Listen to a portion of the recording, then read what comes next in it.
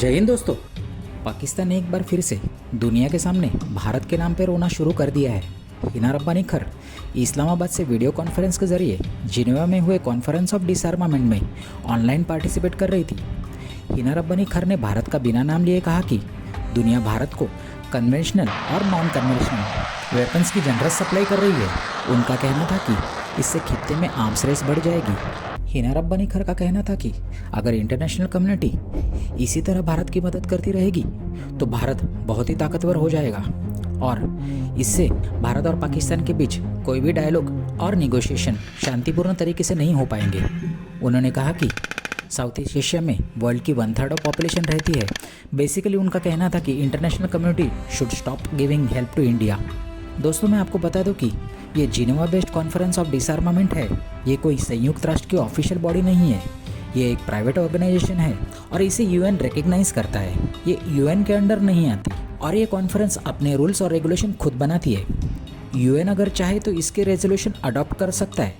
हिना रब्बानी खर के generosity of arm supplies के स्टेटमेंट के बारे में मेजर गौरव आर्या जी क्या कहते हैं? Ma'am, there is no generosity in this supply. ठीक है, हम पैसा देते हैं और हम खरीदते हैं। पाकिस्तान के पास है, पाकिस्तान खरीद। आपको मना करा है किसी ने? अब आप जाते हैं भीख मांगने के लिए वहां से कि यार प्लीज यार ऊपर वाले के नाम पे 2 मिसाइल दे दो यार। अच्छा, 4 गोलियां दे दो, 5 नहीं दे सकते, 4 दे। अब ऐसे तो भीख मांगते हो और इंडिया की तरफ कहते हो इंडिया बड़े हथियार खरीद रहा है। खरीदेगा इंडिया, इंडिया के पास पैसा है, तुम्हारे पास नहीं है। जिस कटोरी में भीख मांगते हो वो भी तुमने भीख मांगा हुआ है कटोरा। मैं पूछना चाहता हूं हिना रब्बानी खर से कि आप किस स्ट्रेटेजिक बैलेंस की बात कर रही हैं? कहती हैं कि भारत और पाकिस्तान का स्ट्रेटेजिक बैलेंस, उन्होंने भारत का नाम नहीं लिया लेकिन बोला कि नेबरहुड में वेपन सप्लाई हो रहे हैं, वेपन खरीद रहे हैं, स्ट्रेटेजिक बैलेंस। आपका स्ट्रेटेजिक बैलेंस है क्या? आपके पास है क्या?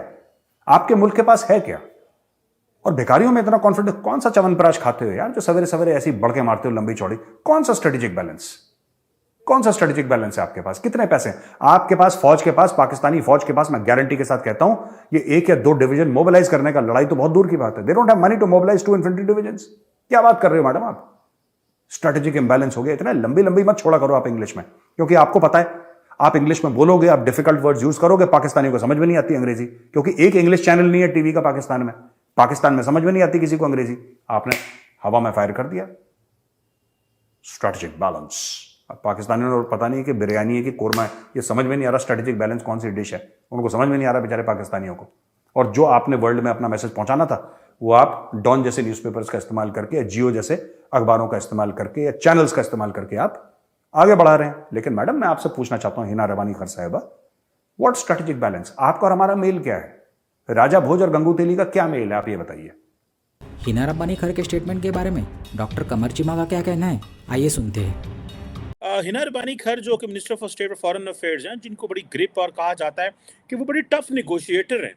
बिलावल भुट्टो जरदारी से ज़्यादा टफ निगोशिएटर है और मुल्क का मुकदमा रखती हैं। लेकिन हिना रब्बानी खर भी लगता है कि शायद she is playing to the gallery और व्हाट। अब हिना रब्बानी खर ने एक क्रिटिसिज्म किया है। उन्होंने कहा जी, एक लफ्ज़ होता है वेल्ड क्रिटिसिज्म, बड़ा जिसे कहते हैं ना ढका छुपा सा क्रिटिसिज्म करना, कि ये जी जो वेस्टर्न ममालिक हैं उनकी जो conventional and non conventional weapons है नेबरिंग कंट्री में, ये basically south Asian strategic stability को जो है वो डिस्टर्ब कर रहा है। बेसिकली वो एक यूएन के, जैसे मैंने बताया, एक वीडियो लिंक के जरिए खिताब कर रही थी और वो कह रही हैं जनाब इंडिया को जनाब जनरस सप्लाईज मिल रही हैं, advance conventional non conventional weapons मिल रहे हैं, ऐ हो रहा है, ओ हो रहा है। ठीक है जी। अभी वो कह रहे थे जी कि जी पिछले महीने इंडिया ने को 5.94 ट्रिलियन रुपीज़, जो कि 72 अरब डॉलर का डिफेंस बजट रखा है 23-24 का। जो बल्कि मैं देख रहा था कि इंडिया को जो S-408 डिफेंस सिस्टम की जो डिलीवरी है, जो कि 5.43 बिलियन डॉलर की डील थी, वो अगले साल के जिसे आप कह लें कि 2024 के एंड तक कंप्लीट होगी। दोस्तों, पाकिस्तान ने पिछले 70-75 साल में दुनिया को ये बताने की कोशिश की कि जो साउथ एशिया है वो एक न्यूक्लियर फ्लैश पॉइंट है और ये एक कॉन्फ्लिक्ट जोन है। अगर अगर इस पे तवज्जो ना दी गई तो एक वॉर जो है वो शुरू हो सकती है।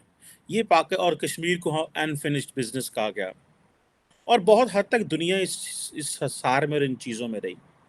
लेकिन 75 साल बाद और अभी भी हमारी जो सरकार और हमारी जो लीडरशिप है, वो इस सिंड्रोम या इस फिनोमिनन या इस माइंडसेट से बाहर नहीं निकल पाए। उनको शायद पता नहीं है ग्लोबल रियलिटीज़ कैसे चेंज हो रही हैं। कि पाकिस्तान क्यों नहीं समझता कि अब साउथ एशिया को दुनिया उस तरह अहमियत नहीं देती, दुनिया अहमियत देती है इंडो पैसिफिक को। इंडो पैसिफिक के बारे में पाकिस्तान का क्या विजन है, क्या व्यू है, क्या स्कोप है और हमारा क्या पर्सपेक्टिव है, उसके बारे में हम बात करने को तैयार नहीं है, क्योंकि वो हम समझते हैं कि साड़ों से गाली उधर उधर हमें हमें किसने मुंह लगाना है। तो दोस्तों ये वीडियो यहीं ख़त्म करते हैं और आपसे मिलते हैं अगले वीडियो में। वीडियो पसंद आया होगा तो वीडियो लाइक और चैनल को सब्सक्राइब ज़रूर कीजिएगा। धन्यवाद।